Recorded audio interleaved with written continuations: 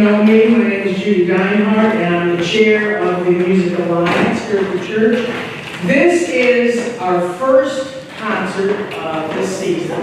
We have 6 total concerts. Our next concert is November the 12th, when we bring back the one and only J.J. Collins. She's our favorite gal, and she's going to be doing a Sondheim concert. Totally, simply Sondheim. And this is one, if you are not a sponsor, you need to go ahead and get your tickets, because she has got a huge local following, and I think we're really going to be full for that concert. So you're in for a kind of an interesting time this afternoon. This concert is actually being taped by Dave Lake, who's right here. Dave is a host. He has, what, 5 different shows on WRUU, which is a radio station that is owned by the church. And so he is actually taping this concert, and it's going to, when is this going to be on? He doesn't know. In the next 3 months. Sometimes you have to listen to all of the shows and then you figure it out.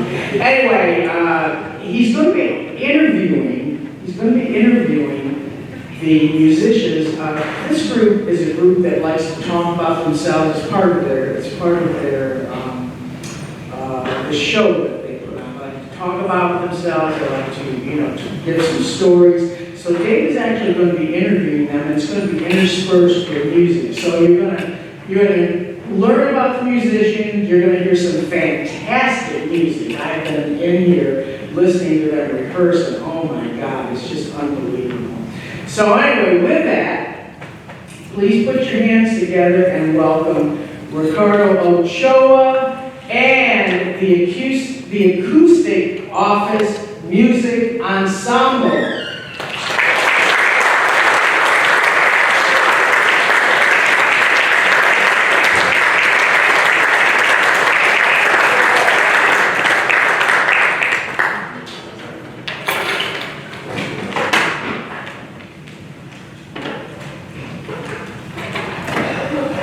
Everybody doing? So we brag about every time we play, we do have a different idea, different concept. First one, I introduced this band that I'm starting to play with for the past 6 months. Second one was a live recording down at District Live, so that was fun. We had an audience. We created a whole atmosphere of making you feel like you were in the studio with us. So we had different takes and different things that we did. We had to repeat a few songs, but that was kind of part of the fun stuff. And then there's this, and this is, I'm happy to be here. We're happy to be a part of that. I was a DJ at WRUU for a couple of years. I have my own radio show. It was called Gypsy on My Mind, because I specialize in gypsy music. But now this one will be recorded, like Judy said, and our host, and I would like to introduce him to you, my friend Dave Lake.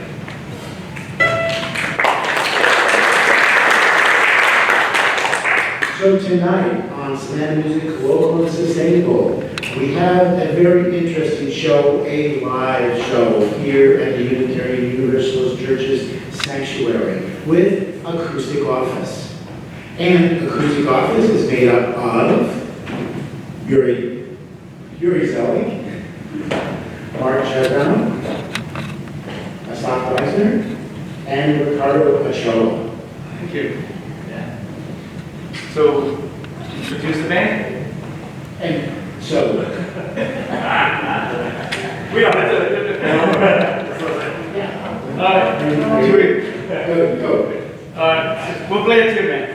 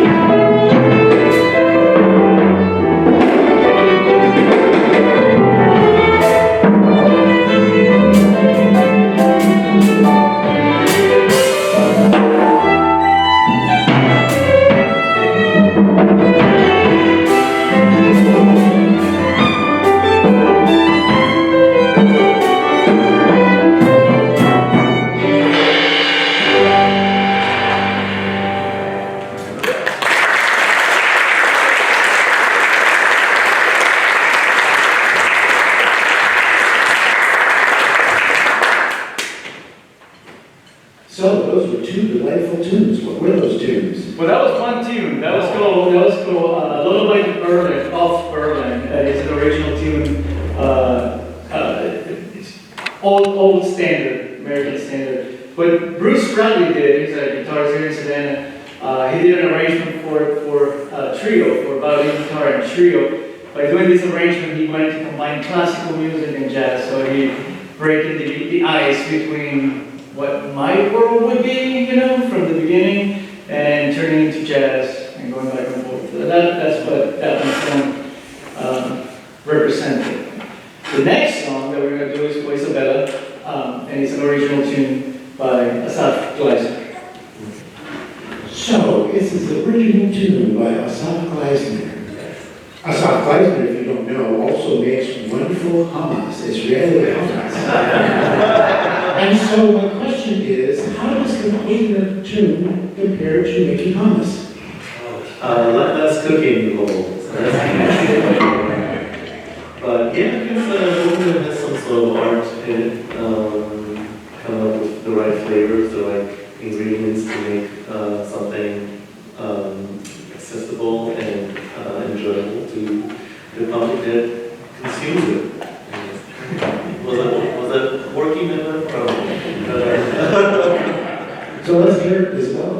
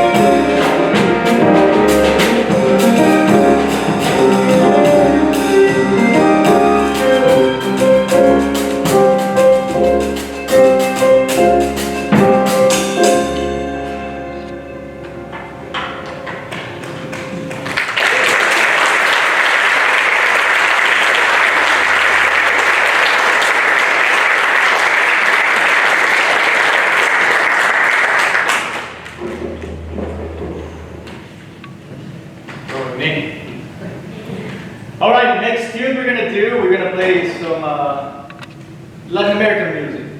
And we have, that's probably a later question, but these two songs are choros, which is early Brazilian music. This is even before samba. This music was played in family meetings in an afternoon after church, when everybody brought some food and maybe dance a little bit, you know, and tell some stories and tell some things for the week and get ready for the next week. That's a very traditional music of Brazil. This one is called André de Sapato Novo, which means André has new shoes. You know how difficult it is when you walk with new shoes, right?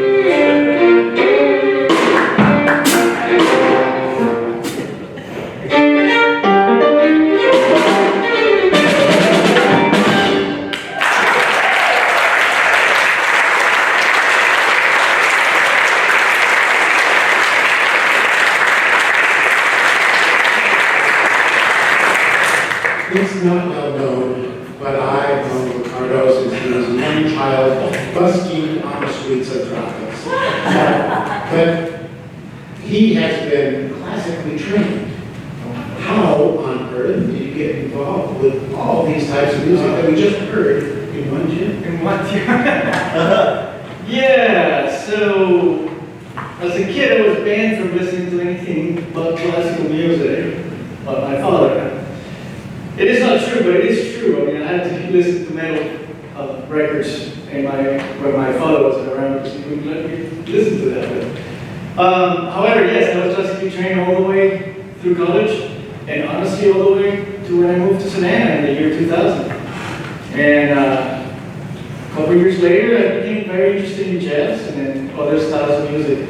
And then, you know, I started working on that, becoming a little bit more fun with it. And so now that I have this opportunity to play with these guys that are just as versatile as I can ever imagine. I mean, each one of them, I play with Mark on bass, I play with him in the Philharmonic, you know, and then actually aside Mark and myself, but those two guys, they're great arrangers, so orchestra arrangers, and I do a little bit of that too. So it's easy to jump into a group that is very knowledgeable in all different styles, and then just, hey, you know, I got this song that is from a completely different country, and it's just a lot of fun rhythms and stuff. Yeah, I can take it. So it's really fun to play with these guys. It's very open to that. Here we go. Another choro.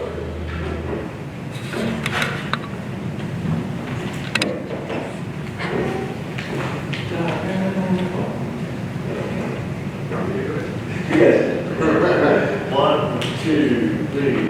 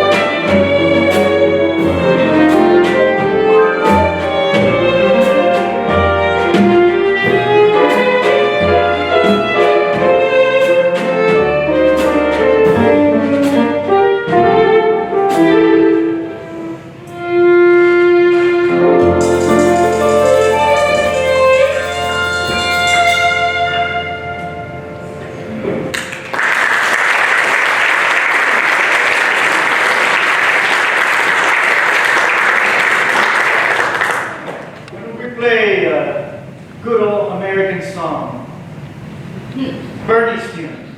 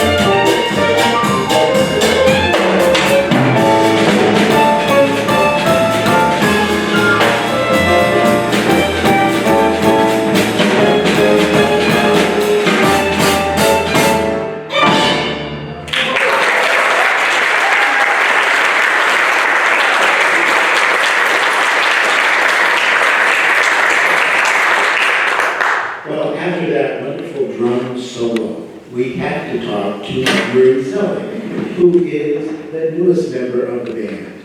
Tell us two things. One, tell us how you got involved with playing the drums, and two, how did you get involved with all these deadbeats? I'll start with number 2. There used to be a website called JDate. Okay. JJ people. Craigslist. Well, I've known Asaf from Israel. I'm originally from Israel. Asaf is also, if you haven't today yet. Yeah, we've known each other since we were teenagers from the music scene. And later on, Asaf moved to New York. I guess we were in our 20s, and 10 years later, I moved.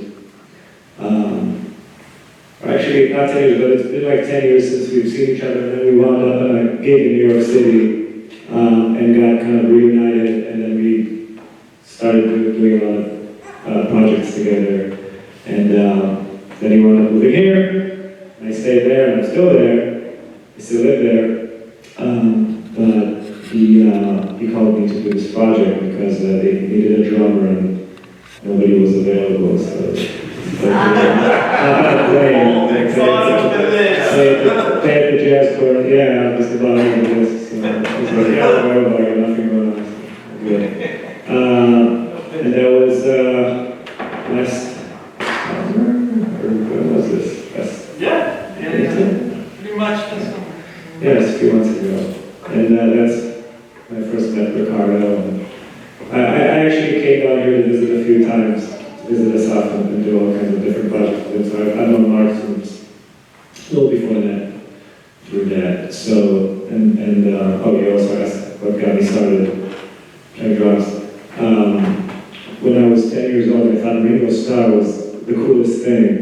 So I kind of wanted to be like him and do what he does. So I started doing that, and that's kind of, and here we are. The rest is history.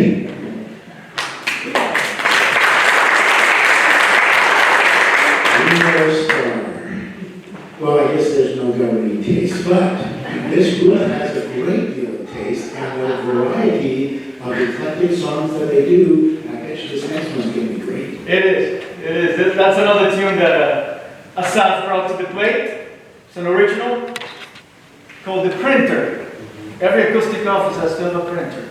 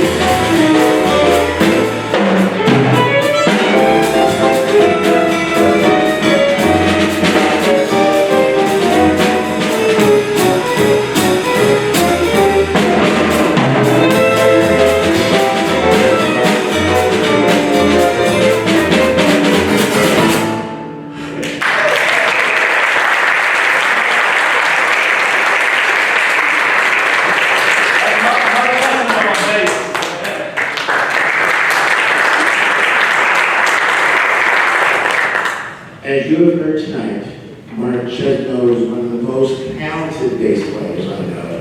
He plays everything. You know, this eclectic mix that you have here, he doesn't miss a beat because he is part of the beat. But I was thinking of talking to him about his musical journey, but it is so boring. I'm sure you're all wondering what this strange spike on top of his bass is. So Mark, give us the lowdown. Wow, that was made for us. We'll give you the mic. Okay, the gist of this is, yeah. I don't really need like that. The gist of this is that it just allows me to play lower notes. So if you see the string actually goes all the way back to here. Instead of normally it stops right here. So the string actually goes back. All this chrome stuff is just icing on the cake. So that all that does is let me play the notes. So so the note goes down to instead of a normal bass would only play till here. So it just gives me those 4 extra notes. That's a bit about it. And this the funny chrome stuff all lets you just play the notes in between without having to reach back because I'm lazy. But there's actually a historical reason for that, and real quick is because the cello can play down to this C. That's the lowest note on a cello, and with open note we can play an octave below a cello. Anyway, that's the short answer.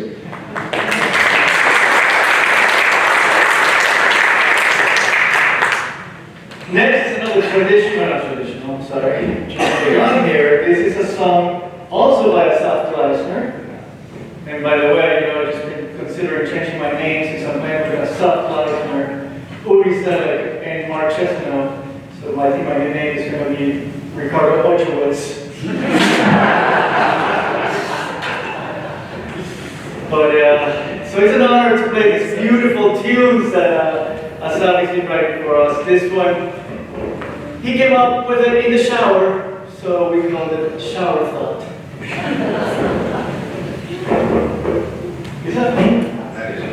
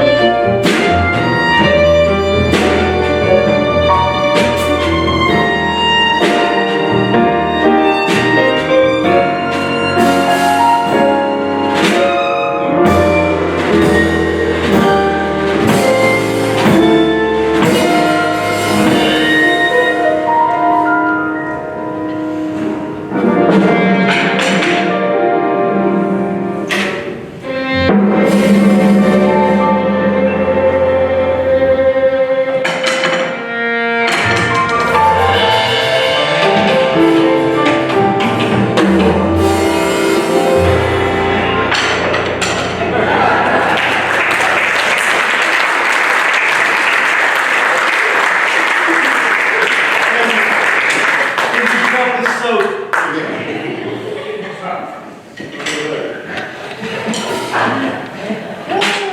Great. Oh. That's what happens in the shower, right? All right, let's play one that I wrote. Or change, is that okay? Yeah. Well, this next tune, I wrote it when I was on tour, on the last tour of Velvet Caravan, and I wrote it with the latest guitar that lives in Kentucky now, Ken All Day, and wonderful guy. So we wrote this tune together on the road, and then I stole it from him to play with his group. It's a fun little tune called Viva.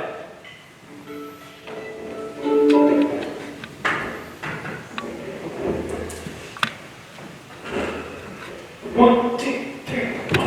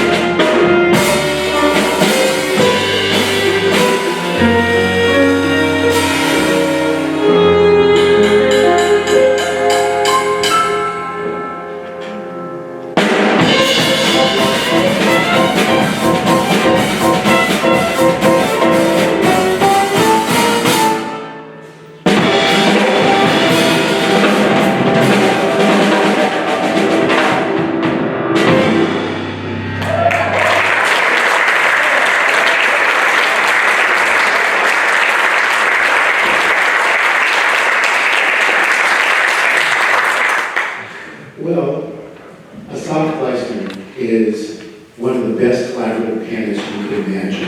Collaborative pianist, a person who does work with solo musicians when they're on recital, or perhaps performs with vocalists and having to deal with that. As you can tell, he's also a very wonderful composer. But now that we're surrounded by friends in a group called Acoustic Office, and we're just off Broad, could you tell us a little bit about what you know about Friends, The Office, and being off Broadway? Wow, that was smooth. Yes, so I was in New York for about 14 years. And during that period of time, I was fortunate enough to compose several shows that made it to Off-Broadway. All original parodies, starting with the infamous Full House. Yeah, that was in the off Broadway. That was somewhere on the Lower East Side. Starting for Hilton, actually. Not doing that again. But after that, we wrote another show called The Kardashians, which is cats meeting the Kardashians. Trying to get tickets to the Heaviside Spa. That didn't really, it wasn't my top. But then after that, we did 90210, the musical. And that's what kind of put us on the map. By this point, I already brought Uri to play drums for me, which actually continued to accompany us for the rest of our journey of shows. After I went to Chicago and premiered there, did a little small tour in Canada, and that attracted more serious producers to actually commission us to write Friends, the musical parody.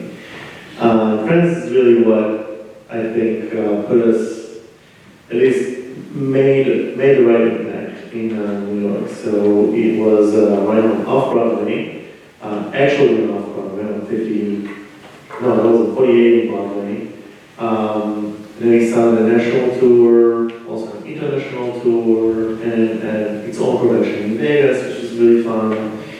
And then after that, it was followed with The Office, the musical, that also got some recognition. I think, I don't know, I know that as a young artist who dreamed to be playing on Broadway and being involved with that, I think my journey, I was fortunate enough that my journey was actually my favorite way to do it, as opposed to trying to play or like substitute for a keyboard player and play a show that doesn't know is written and everything. You know, to be able to write a show, conduct it, orchestrate it, have my best friends play in the pit with me, and me pretty much writing the piano part that is like, whatever you feel like playing today, that is your part. And I'm like, yeah, great. So I'm just who's going to tell me I'm wrong? I wrote the show. And it was like, I think the best way to combine all mediums for both working with the singers, writing my own material, working with lyricists, working on a pre-existing show and turning it into a musical. Just a lot of different factors to be aware of and put together. So yeah, it was fun.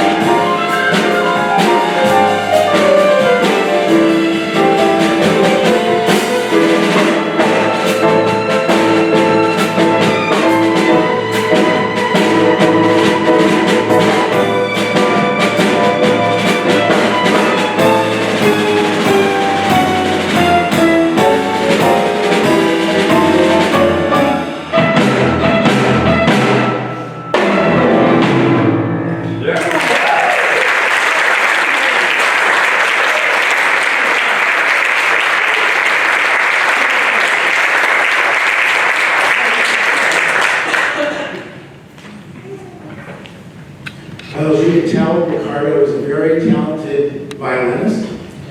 He also plays a fiddle. And so, but he's more than that. He's also a very successful businessman. He runs a bicycle shop out on Tybee. My wife runs the bicycle. Yes. A very successful businesswoman. He runs a bicycle shop out on Tybee Island and called Tim's. And he also has, I have to be very frank, he has a couple of good restaurants. They're really hot dog places. And so, Seawolf on Tybee and Lombo is and one both here in town, in Savannah. But I understand you're going to be doing something in December with Oh, yes. online. Yes, so I'm curating the holiday concerts at the Philharmonic at the Lucas Theater. It's a sold-out show, December 16, and they did open an afternoon show. So if you still want to come see it, it will be an interesting thing. Yeah, but I am having to not only curate but arrange all the music, and I'm bringing some friends. First of all, the Eric Jones Trio is going to be the band in front of the orchestra. And in the Eric Jones Trio, you'll find Eric Jones on piano, Robert Sanders on drums, and guess who on bass? We call you Silver Fox, yes. So that's the band in front of us, and I will be hosting the show, and I will be playing some tunes here and there, but I'm bringing Eric Culberson as well to play with the orchestra. And two people know him, that's great. I thought I was the only one, but that's great. He's a great blues player here in town. Also bringing Matt Eckstein, which is a young man that plays really good folk music around town. And I'm bringing Lake and Love, which is a beautiful soul voice, as well as Teddy Adams on trombone. So it's going to be a nice holiday, kind of a hold-down type of holiday. So also a special appearance that we decided that a couple of days ago. Asaf is going to come in and play a tune with me. Because we couldn't help it. Asaf and I had an idea to say because funny enough, most of the Christmas tunes were written by Jewish people. How about that? They made a lot of money. They made good money. So I was challenged by the orchestra saying, hey, he has to be all-inclusive. Can you write something, or can you come up with something? So Asaf and I have something in there that is going to be fun. But you guys have to be there. I can't give it away. Yeah, you can give it away. But so Asaf is coming in for one tune. So that's what I'm doing artistically, it's taking a lot of my days. But I'm very lucky that Mark Chesano is helping me a lot with the arrangement. So he's dedicating a little bit of time into it too. So it'll be a fun concert, and you'll see me on stage being a fool of myself, which I'm very comfortable with. We're going to close the concert with two more tunes. Is there anything else that you want to ask us, and then you can close your radio show after this? Yeah. Okay. Well, this song that we're going to play next is an old tune. It's a 300-year so Hungarian tune, and it has to do with the Gypsy people of the world. And it's a tune that really captures the sentiment of the Gypsies. Their ups and downs, their sad times and merry times that they experience all over the world. And I love this tune because it features me.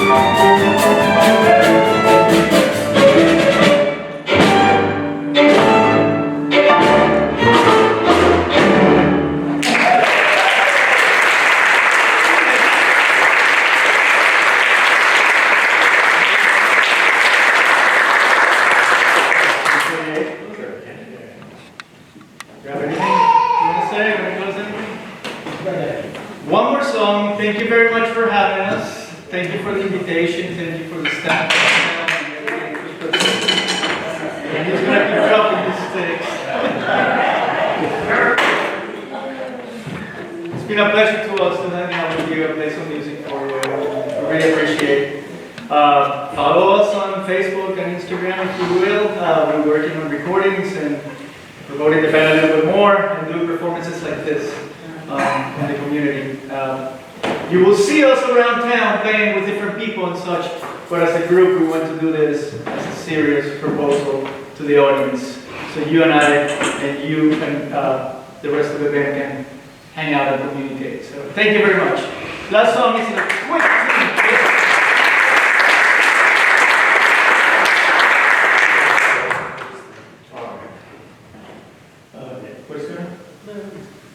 Scheming. This is an old Django Reinhardt tune in the era of the bebop, 1950. I need to tune.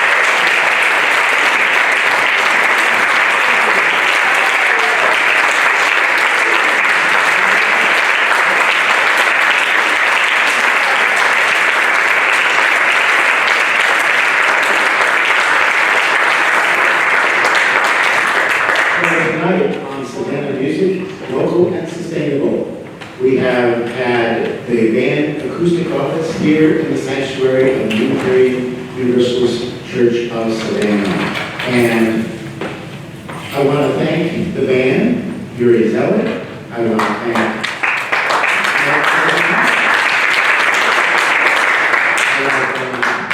Asaf Preston.